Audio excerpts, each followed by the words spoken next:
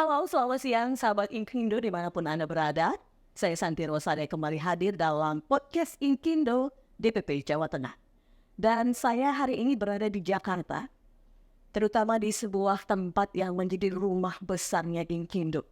Ada di DPN Inkindo dan saya berada di ruang Ketua Umum Inkindo. Selamat siang Bapak, saya grogi Pak.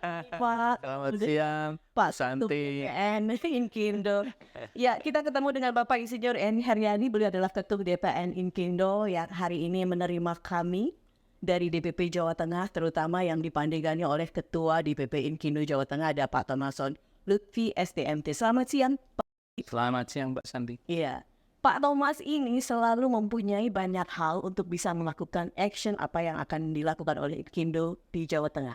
Dan hari ini salah satunya adalah upaya silaturahmi dan juga ngamsu ilmu ya di DPP DKI tadi ya Pak Thomas ya. Dan hari ini sampai di DPN dan bertemu dengan Ketua Umum DPN Inkindo. Pak Eri, ini banyak hal yang ingin saya tanyakan, terutama karena saya belum begitu familiar dengan Inkindo ya Pak ya. Tapi saya tahu bahwa di Indonesia ini sedang bertumbuh pembangunannya. Di Sabang sampai Merauke. Dan yang pengen saya tanyakan adalah apa sih peran Inkindo untuk Indonesia itu Pak Eri? Baik, terima kasih Mbak Santi. Pak Thomas sudah hadir di kantor Inkindo Ben Hill di DPN Inkindo. Peran Inkindo sebenarnya sangat signifikan besar dalam pembangunan di Indonesia, Mbak Santi. Terutama dari sisi konsultansi ya. Semua pembangunan pasti perlu jasa konsultan. Dari mulai persiapannya, survei, kemudian ada feasibility study, ada desain, kemudian terakhir menjadi pengawasan, supervisi.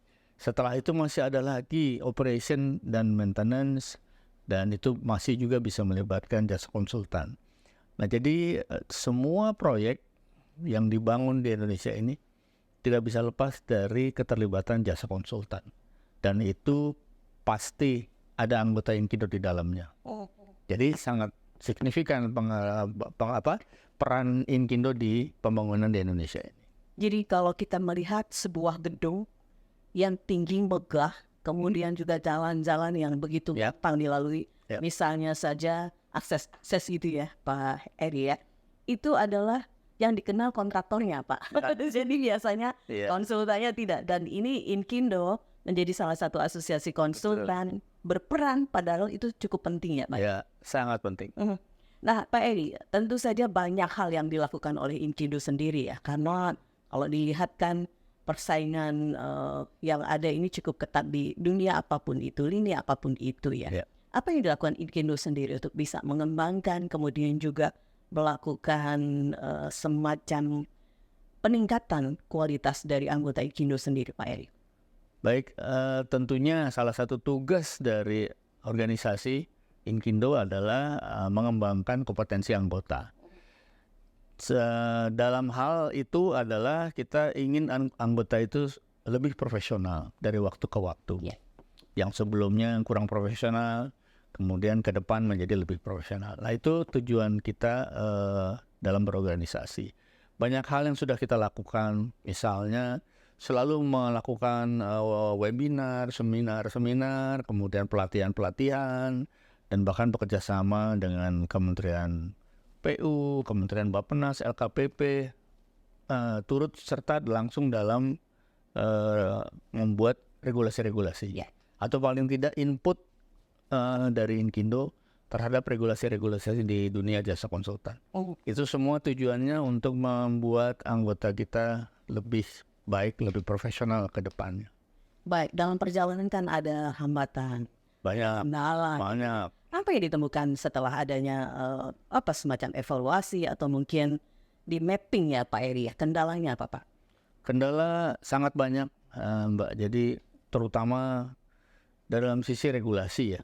Regulasi-regulasi yang terbit dari pemerintah ini kadang-kadang sangat bertubi-tubi. Kita belum sosialisasi dengan baik ke anggota, sudah terbit lagi regulasi baru. Sehingga itu yang menjadi beban kita sebagai pengurus DPN Indo yang terus harus mensosialisasikan regulasi kepada anggota. Nah, regulasi itu kadang-kadang juga memang tidak membuat lebih mudah, malah membuat lebih sulit. Walaupun mungkin maksud pemerintah bagus dari sisi mengatur supaya iklim dunia jasa konsultan ini lebih baik ke depannya, lebih profesional, lebih sehat. Namun yang terjadi di lapangan kadang-kadang juga tidak terjadi seperti itu. Kita banyak menemui kendala-kendala, kemudian regulasinya itu kemudian dirubah lagi. Karena mungkin penerapannya tidak sesuai seperti yang diharapkan, dirubah lagi. Nah, ini yang kita terus, artinya ini PR kita sebagai pengurus, tidak berhenti. Terus kita berinteraksi dengan pemerintah untuk menyampaikan, Pak, regulasi Bapak tidak seperti yang Bapak maksud loh. Kejadiannya begini-begini loh. Nah, seperti misalnya NPT, pengalaman lokal yang kemudian dihilangkan dan lain-lain, itu selalu kita berinteraksi dengan pemerintah. Pak Heri sudah menyentil soal PR nih Pak. Yang paling krusial, PR apa yang harus dilakukan oleh DPN sendiri? Kota di seluruh provinsi di Indonesia ya Pak ya? Ya, yang paling jelas membuat iklim dunia jasa konsultansi yang kondusif, yang lebih baik. Sehingga semua anggota bisa berusaha dengan baik, dengan lebih profesional, dan di 2026 akhir kepengurusan kita, semua anggota Inkindo bisa lebih sejahtera. Itu tujuannya. Namun banyak kendalanya, namun ini PR semua, PR kita semua, DPN Inkindo, DPP Inkindo juga harus ikut serta membantu, semua tujuannya harus sama.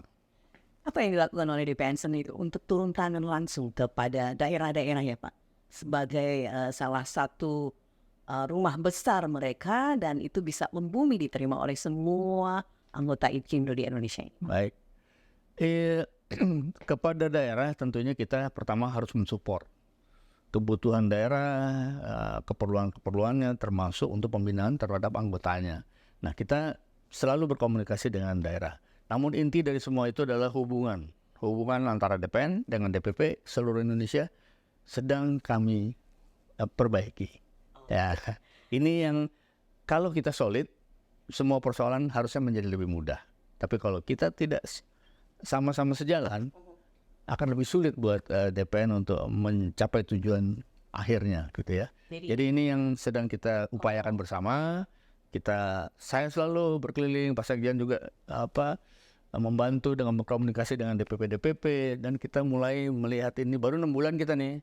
Baru 6 bulan ke periode ini sudah melihat arahnya sudah semakin baik gitu ya. Hubungan DPN dengan DPP semakin solid.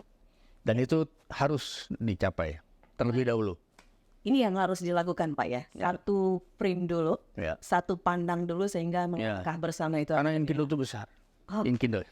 Inkindo itu seluruh Indonesia besar. Sudah dan pikirannya macam-macam. Betul ya.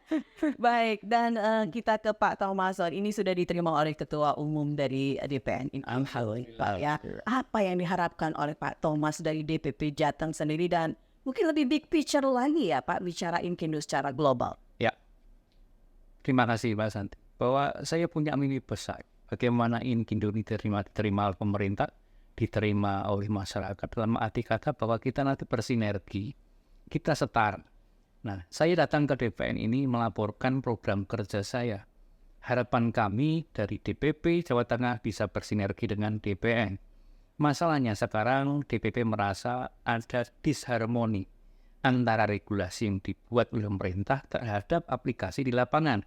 Lah, bagaimana caranya? Saya minta perlindungan ke beliau nih.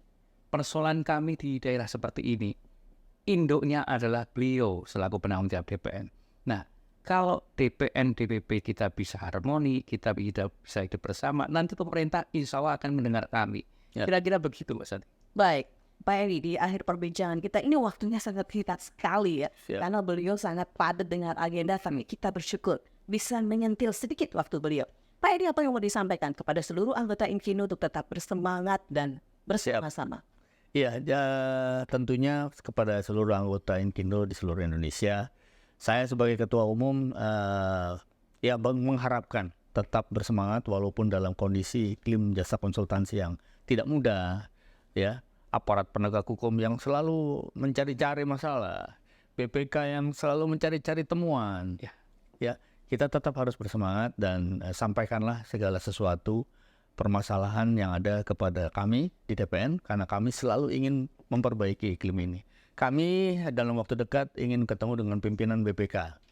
Kembali, walaupun ini sudah dilakukan berkali-kali, kami juga tidak capek-capek. Kami ingin ketemu lagi untuk menyelesaikan semua permasalahan di lapangan, terutama temuan-temuan tentang kontrak lamsam, tentang bukti-bukti, tentang penyamaan persepsi tentang billing rate yang menurut BPK 100% kontrak itu harus mendapatkan buat tenaga ahli, padahal tidak kan. Sebagian hanya tenaga ahli, sebagian lagi adalah perusahaan.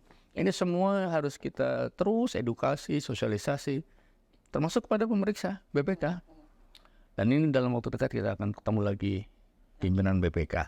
Jadi ada perjuangan yang memang harus terus bersama. Nah, anggota juga harus berjuang. Semangat terus. Oke, Nah, Inkindo akan mengencourage ke dalam semua benak masyarakat bahwa Inkindo punya peran yang luar biasa untuk Indonesia. Amin. Ada pantun, Pak. Baju piyama berwarna biru.